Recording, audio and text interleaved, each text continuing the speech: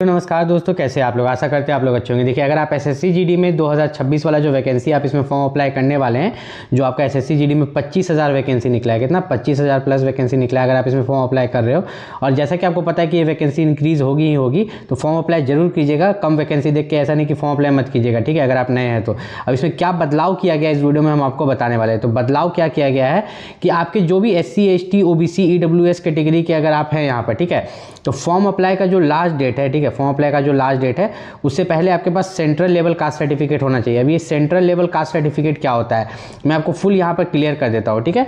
जो central level caste certificate है, देखिए, एक स्टेट लेवल बनता है जो कि हमारे स्टेट के लिए यूज़ होता है, और एक सेंट्रल लेवल बनता है जो सेंट्रल गवर्नमेंट जॉब्स हम लोग फॉर्म भरते हैं तो उसमें हम लोग यूज़ करते हैं। उसको पहचानने का तरीका क्या है कि अगर आपका ऊपर में लिखा हुआ रहेगा under the government of India, तो वो आपका सेंट्रल लेवल वाला है। इंडिया की जगह अगर आपके स्टेट का नाम लिखा हुआ है तो आपका स्टेट लेवल कास्ट सर्टिफिकेट वहाँ पर होगा, ठीक है। तो फॉर्म अप्लाई का जो भी लास्ट डेट है उस लास्ट डेट से पहले आपको अपना कास्ट सर्टिफिकेट बनवा लेना है। बस आपके मन में आपको इतना रखना है। ये नहीं कि आप फॉर्म अप्लाई का डेट खत्म होने के बाद बनवा रहे हैं। फॉर्म अप्लाई का डेट खत्म होने के बाद अगर आप बनवाते हैं तो आपको आगे चल के डॉक्यूमेंट वेरिफिकेशन में दिक्कत हो सकता है, ऐसा इन्होंने यहाँ पर साफ साफ लिख दिया है। दूसरी बात, अगर यहाँ पर बात करें थोड़ा सा, अगर हम लोग नीचे चले, ठीक है, यहाँ पर देखिए इन्होंने साफ साफ लिख दिया द क्रूशियल डेट, ठीक है। क्रूशियल डेट जो है यहाँ पर जो है आपका 1/1/2026 है, और लास्ट डेट जो है 31 दिसंबर है। मतलब 31 दिसंबर तक जो है आपके सभी सर्टिफिकेट जो भी है वो बन जाने चाहिए। इस चीज़ का आपको खास ख्याल रखना है। अब यहाँ पर बात करते हैं पोस्ट प्रेफरेंस के बारे में। तो जो पोस्ट एसएससी जीडी की अगर आप तैयारी कर रहे हो तो एसएससी जीडी के लिए आप यहाँ पर देख सकते हो कि टेक्स्ट बुक का एक ऑफर आ चुका है। लेकिन इस टेक्स्ट बुक में ऐसा क्या खास है कि आपको एसएससी जीडी की तैयारी के लिए इसी को लेना चाहिए, क्योंकि एसएससी जीडी के एग्जाम्स में जो है ना क्वेश्चन मैच कर जाते हैं। जैसे आप देखोगे एसएससी जीडी कांस्टेबल 2023 का जो एग्जाम हुआ था, तो जो टेक्स्ट बुक में जो क्वेश्चन आया था वही सेम क्वेश्चन एग्जाम में मैच कर गया था। तो अगर आप ज़्यादा से ज़्यादा मॉक एसएससी जीडी का जो टेक्स्ट बुक से लगाओगे तो वो क्वेश्चंस मैच भी कर सकते हैं, प्रीवियस ईयर क्वेश्चंस भी यहाँ पर मैच कर जाते हैं। साथ ही साथ अगर हम यहाँ पर देखें तो एसएससी जीडी से जो है बहुत सारे बच्चों का यहाँ पर सिलेक्शन हुआ है, जो कि यहाँ पर टेक्स्ट बुक से मॉक टेस्ट और प्रीवियस ईयर क्वेश्चन पेपर लगाया। आप देख सकते हो कि एयर 91, एयर 85, तो बहुत सारे बच्चों का यहाँ पर टेक्स्ट बुक से सिलेक्शन हुआ है। साथ ही साथ अगर हम यहाँ पर बात करें कि आपका जो टेक्स्ट बुक है उसमें एसएससी जीडी का जो एग्ज़ाम है उसको आप कैसे सर्च कीजिएगा, तो मैं आपको दिखाता हूँ। यहाँ पर आप जाइएगा, जाने के बाद यहाँ पर आप एसएससी जीडी कांस्टेबल सर्च कीजिएगा। एसएससी जीडी कांस्टेबल सर्च करने के बाद आप यहाँ पर देखिएगा तो आपको एसएससी जीडी कांस्टेबल का जो है फुल मॉक टेस्ट, ठीक है, सेक्शनल मॉक टेस्ट, हर कुछ आपको यहाँ पर देखने को मिलता है। आपको साथ ही साथ यहाँ पर previous year question paper, free PDFs, free test, हर कुछ यहाँ पर देखने को मिलेगा। और यहाँ पर आपको स्टडी नोट्स भी मिलता है। कुछ तो आपको फ्री रहते हैं, लेकिन अगर आप परचेस कीजिएगा तो आप पूरे अच्छे से यहाँ पर तैयारी कर सकते हो एसएससी जीडी कांस्टेबल का। अब उसके बाद अगर हम यहाँ पर बात करें, अब यहाँ पर अगर हम चलते हैं तो देखिए अभी आपका क्या ऑफर चल रहा है। अभी आपको क्यों परचेस करना चाहिए? अभी आपको इसलिए परचेस करना चाहिए कि अभी आपको ग्रैंड उत्सव सेल चल रहा है, जो कि 12 से लेकर 13 दिसंबर तक यहाँ पर एसएससी जीडी का चलने वाला है टेक्स्ट बुक के लिए, ठीक है। तो अगर आप टेक्स्ट बुक का यहाँ पर परचेस करते हो तो आपको पास प्रो जो है 351 रुपीज़ में मिलेगा मात्र, और पास प्रो मैक्स 439 रुपीज़ में। आपको मेरा कूपन कोड यूज़ करना है VSH बस, जिससे कि आपको एक्स्ट्रा 12% यहाँ पर ऑफ हो जाएगा। आप टेक्स्ट बुक ही क्यों लेना चाहिए? क्योंकि टेक्स्ट बुक में आपको जो है प्रीवियस ईयर क्वेश्चन पेपर मिलता है, ठीक है। प्रीवियस ईयर क्वेश्चन पेपर के साथ साथ सेक्शनल मॉक टेस्ट मिलता है आपको हर एक सब्जेक्ट के लिए। और यहाँ पर अगर बात करें तो ये 900 से भी ज़्यादा एग्जाम्स को कवर करता है। ऐसा नहीं कि सिर्फ एसएससी जीडी में काम आएगा, किसी और एग्जाम की तैयारी कीजिएगा तो उसमें भी आपका काम आएगा। और सभी का प्रीवियस ईयर क्वेश्चन पेपर, सभी का मॉक टेस्ट आपको यहाँ पर टेक्स्ट बुक में ही देखने को मिलेगा। तो टेक्स्ट बुक का जो ऑफर चल रहा है 12 से 13 दिसंबर, इसमें आप यहाँ पर टेक्स्ट बुक पास प्रो मात्र 351 रुपीज़ में और पास प्रो मैक्स 439 रुपीज़ में परचेस कर सकते हैं, जिसका कूपन कोड आप लगा सकते हैं मेरा VASH बस, जिससे 12% एक्स्ट्रा ऑफ हो जाएगा।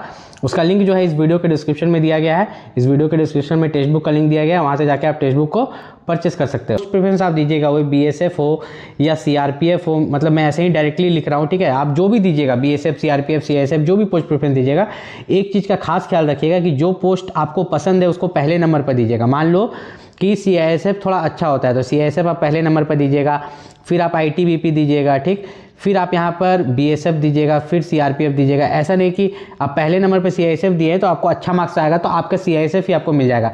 लेकिन अगर आप पहले नंबर पर BSF दे देंगे, कितना अच्छा मार्क्स आएगा तो आपको पहला पोस्ट प्रेफरेंस ही यहाँ पर मिलता है, क्योंकि मार्क्स के अकॉर्डिंग मिलता है। ज़्यादा मार्क्स है तो पहला वाला मिलेगा, नहीं तो फिर दूसरा वाला, नहीं तो फिर तीसरा वाला, ऐसे मार्क्स के अकॉर्डिंग आपको जो है पोस्ट प्रेफरेंस वहाँ पर मिलता है। दूसरी बात यहाँ पर बात करें कंप्यूटर बेस्ड एग्जामिनेशन। जो कंप्यूटर बेस्ड एग्जामिनेशन है इसमें एक चीज़ आप देखिएगा, इंग्लिश इंग्लिश और हिंदी, तो आपको या तो इंग्लिश के 20 क्वेश्चन बनाने हैं या तो हिंदी के 20 क्वेश्चन, कोई एक, ठीक है, स्लैश दिया हुआ है। तो यहाँ पर आपका जो सब्जेक्ट मजबूत होगा, मान लीजिए कि आपने इंग्लिश मीडियम से पढ़ा है तो आप यहाँ पर इंग्लिश चूज़ कीजिएगा, मान लीजिए आपने हिंदी मीडियम से पढ़ा है तो आप हिंदी चूज़ कीजिएगा, क्योंकि जिस मीडियम से आप पढ़ते हो वो आपका ज़्यादा मजबूत होता है। अब कोई ऐसा बच्चा जो CBSE से पढ़ा है तो उसका इंग्लिश, जाहिर सी बात है कि इंग्लिश ज़्यादा मजबूत होगा तो वो इंग्लिश चूज़ करेगा। अब ऐसा नहीं कि आप पढ़े हैं हिंदी मीडियम से, यहाँ पर चूज़ कर लिए इंग्लिश के हम बना लेंगे, नहीं, आपको ये स्कोरिंग सब्जेक्ट है, इसमें 20 में 20 क्वेश्चन बनाना है।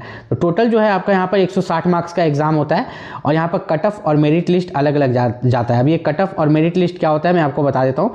थोड़ा सा नीचे चलते हैं, यहाँ पर देखिए कट ऑफ के बारे में अगर बात करें तो मान लीजिए कि 160 में से जो है आपका कट ऑफ गया 120, ठीक है। अब मेरिट जो बन गया, ठीक है, आप ही के पोस्ट के लिए, आप ही की कैटेगरी के लिए जो मेरिट बन गया 130 पर, तो ये 10 नंबर कैसे बढ़ गया? देखो, जब बच्चा बहुत ज़्यादा हो जाता है, वैकेंसी कम रहता है, तो बच्चा को हटाने के लिए जो है कट ऑफ को बढ़ा दिया जाता है। मतलब एग्जाम के बाद मान लो 120 ही कट ऑफ गया, ठीक, फिर जब आपका फिजिकल हो गया, फिजिकल के बाद जब मेरिट लिस्ट बना तो 130 पर बन गया और आप तो लाए थे 120 मार्क्स, तो आप फिजिकल के लिए जाइएगा लेकिन जो मेरिट लिस्ट है उसमें सेलेक्ट नहीं होएगा। तो आपको क्या करना है कि आपको कट ऑफ से हमेशा 10 या 15 नंबर ज़्यादा लाना है। जो भी आपका कट ऑफ जाएगा उससे 10 या 15 नंबर जो है आपका ज़्यादा होना चाहिए, मिनिमम 10 नंबर। कितना? मिनिमम 10 नंबर आपका कट ऑफ से ज़्यादा होना चाहिए ताकि आपका सिलेक्शन आराम से हो जाए। अब यहाँ पर फिजिकल के बारे में बात करें तो फिजिकल आपको पता ही होगा कि मेल के लिए 5 किलोमीटर 24 मिनट में और फीमेल के लिए 1.6 किलोमीटर 8.5 मिनट में। और जो लद्दाख रीजन के रहते हैं उनको थोड़ा सा यहाँ पर छूट दिया जाता है, 1.6 किलोमीटर मेल के लिए 7 मिनट में, ठीक है, और फीमेल के लिए 800 मीटर 5 मिनट में। उसके बाद अगर हम लोग बात करें थोड़ा सा, अगर आप नीचे चलिएगा यहाँ पर, तो एक चीज़ मैं आपको और दिखा देता हूँ। इन्होंने साफ साफ यहाँ पर लिखा है कि आपका जो यहाँ पर डोमिसाइल सर्टिफिकेट है, डोमिसाइल सर्टिफिकेट जो है आपका फॉर्म अप्लाई का लास्ट डेट से पहले ये भी बना हुआ होना चाहिए। ऐसा नहीं कि बहुत सारे लोग क्या करते हैं ना, मैं बताता हूँ। यहाँ पर जो असम की तरफ है, ठीक है, बहुत सारे असम की तरफ कट ऑफ जो है कम जाता है, तो बहुत सारे लोग जो है बिहार से या यूपी से और बहुत अदर स्टेट से, सिर्फ मैं बिहार यूपी नहीं बोल रहा हूँ, और भी बहुत अदर स्टेट से, वहाँ से जाके असम का डोमिसाइल बना लेते हैं। और मतलब असम ही नहीं बोल सकते, पूरा आपका साउथ और नॉर्थ ईस्ट, वो लोग क्या कोशिश करते हैं ना कि साउथ और नॉर्थ ईस्ट में कहीं पर ज़मीन खरीद के वहाँ का रेसिडेंस बना के वहाँ पर फॉर्म अप्लाई करते हैं, क्योंकि आपका साउथ और नॉर्थ ईस्ट की तरफ जो है SSC GD का कट ऑफ जो है कम जाता है, स्टेट वाइज जो है उधर कम जाता है और इधर हम लोग का यूपी बिहार झारखंड इधर ज़्यादा जाता है। तो ये इस तरह का फ्रॉड आपको नहीं करना है, ठीक है। आप एग्जाम में मेहनत करके ज़्यादा मार्क्स ला लीजिए, पर इस तरह का फ्रॉड आपको बिल्कुल यहाँ पर नहीं करना है। अगर आप SSC GD की यहाँ पर तैयारी कर रहे हो तो मैं बता दूं कि SSC GD के लिए जो सबसे बेस्ट बुक है उसका लिंक मैंने इस वीडियो के डिस्क्रिप्शन में दे दिया है, वहाँ से जाके आप SSC GD का जो बेस्ट बुक है उसे परचेस कर सकते हो। और एक चीज़ यहाँ पर जो पोस्ट प्रेफरेंस है, देखिए जैसे कि यहाँ पर BSF CISF, तो मैं आपको एक चॉइस दे देता हूँ। सबसे पहला पर आप SSF रख सकते हैं, ठीक है। दूसरे नंबर पर, ठीक है, दूसरे नंबर पर जो है आप CISF को रख सकते हैं। तीसरे नंबर पर, ठीक है, तीसरे नंबर पर यहाँ पर अगर बात करें तो आप SSB को रख सकते हैं।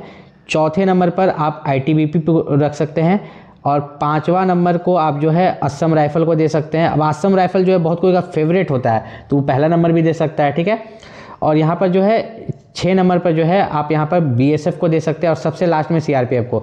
मैंने सबसे लास्ट में CRPF को क्यों कहा? देखिए आपका जो CRPF है ना, CRPF का ड्यूटी जो रहता है ना, बहुत हार्ड ड्यूटी रहता है और जो भी जवान शहीद होते हैं ना, यहाँ पर आप देखिएगा नक्सल एरिया में कहीं पर भी बेचारा CRPF का ही होता है, उसी को आगे कर दिया जाता है, ठीक है।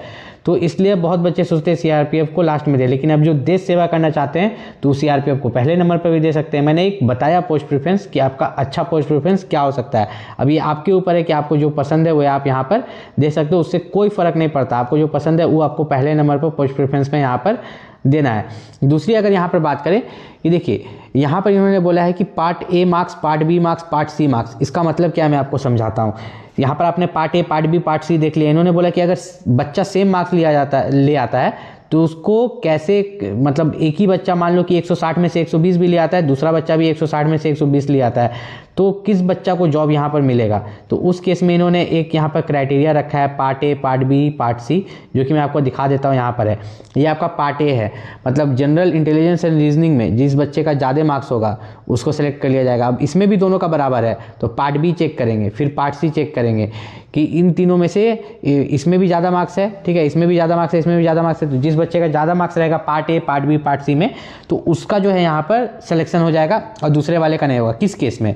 अगर मान लो 160 में से एक बच्चा 120 लाया, दूसरा भी बच्चा 120 लाया, अच्छा कोई बात नहीं, चलो इसका चेक करते हैं कि पार्ट A में कितना मार्क्स है। अच्छा, पार्ट A में से 40 में से दोनों यहाँ पर 30-30 मार्क्स लाया है। अच्छा पार्ट बी में से भी दोनों 30 मार्क्स लाया है, लेकिन पार्ट सी में क्या हुआ कि एक 20 लाया है एक 30 लाया है, तो जो 30 मार्क्स लाया है उसका सिलेक्शन यहाँ पर हो जाएगा। तो पार्ट डी को ये लोग चेक नहीं करते इंग्लिश या हिंदी को, तो आपको ज़्यादा मेहनत ये part A part B part C में करना है, ज़्यादा से ज़्यादा मार्क्स सिक्योर करना है, कोशिश करना है 40 में से 30 करे, 40 में से 30 करे, ऐसे करके आपको सिक्योर करना है, क्योंकि ये आपका मेरिट बनाने में मदद करता है। अब आपको समझ में आया, ये 3 सेक्शन है, ये आपको मेरिट बनाने में मदद करता है। ये भी आपका जुड़ता है, इंग्लिश और हिंदी भी जुड़ता है, लेकिन जब मेरिट बनता है 2 बच्चा सेम मार्क्स ला लेता है तो फिर ये पार्ट ए पार्ट बी और पार्ट सी को देखा जाता है, तो इसमें आपको ज़्यादा मार्क्स यहाँ पर लाना है। अब एसएससी जीडी के लिए आपको क्या करना है, ज़्यादा से ज़्यादा प्रीवियस ईयर क्वेश्चन पेपर लगाना है, ज़्यादा से ज़्यादा आपको मॉक टेस्ट देना है शुरुआत से। अगर आप शुरुआत से अभी रोज़ 4-4 घंटा पढ़िएगा ना, तो आप आराम से एसएससी जीडी का यहाँ पर जो है एग्ज़ाम निकाल लीजिएगा। लेकिन आप क्या कीजिएगा, अभी नहीं पढ़िएगा, जब एडमिट कार्ड निकल जाएगा तब 8 घंटा क्या 10-10 घंटा भी पढ़िएगा तो आपका एग्ज़ाम नहीं निकलेगा। लेकिन अभी से अगर आप 2-2 घंटा भी रेगुलर रहिएगा या 4-4 घंटा भी अपने तैयारी के हिसाब से, मान लो पहली बार तैयारी कर रहे हो तो 4-4 घंटा, पहले भी एग्जाम दे चुके हो तो 2-2 घंटा भी दोगे तो आपका एग्जाम आराम से निकल जाएगा। एसएससी जीडी के लिए जो सबसे बेस्ट अच्छे बुक है उन सभी का लिंक मैंने वीडियो के डिस्क्रिप्शन में दे दिया, आप एक बार जाकर चेक कर सकते हैं। यहाँ पर भी बुक ब्लिंक करा होगा, क्लिक कीजिएगा तो डायरेक्ट आप चले जाइएगा, और कोई भी दिक्कत हो तो आप नीचे कमेंट करके पूछ सकते हो। मिलते हैं अगले वीडियो में, तब तक के लिए नमस्कार।